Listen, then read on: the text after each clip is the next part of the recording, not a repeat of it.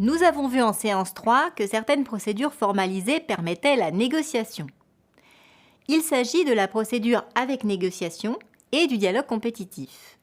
Dans ces deux procédures, l'acheteur va négocier ou dialoguer avec les candidats retenus qui ne peuvent être inférieurs à 3.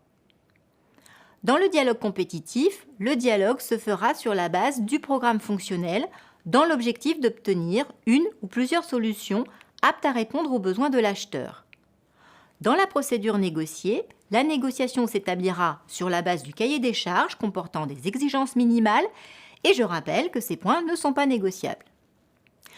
Dans les deux procédures, les offres font l'objet de négociations ou dialogues successifs jusqu'à l'offre finale. Paradoxalement, la négociation n'est pas obligatoire en procédure avec négociation, ce qui peut sembler étrange compte tenu de l'intérêt que représente la négociation dans cette procédure.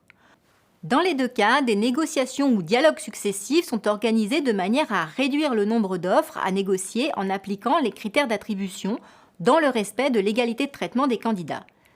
L'acheteur poursuit le dialogue jusqu'à ce qu'il soit en mesure d'identifier la ou les solutions qui sont susceptibles de répondre à ses besoins. Dans la phase finale du dialogue ou de la négociation, l'acheteur informe les candidats restant en lice qui doivent être en nombre suffisant pour assurer une concurrence, si cela est possible, et les invite à présenter une offre finale dans un délai raisonnable et identique pour tous. En dialogue compétitif, il est possible de demander des précisions, clarifications, perfectionnements ou compléments aux participants sur leur offre finale.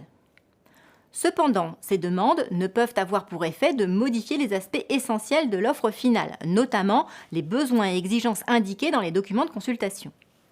Le code précise uniquement pour le dialogue compétitif que l'acheteur peut prévoir une prime au profit des participants au dialogue. Dans ce cas, le montant de la prime est indiqué dans les documents de la consultation et la rémunération du titulaire du marché tient compte de la prime qui lui a été éventuellement versée pour sa participation à la procédure.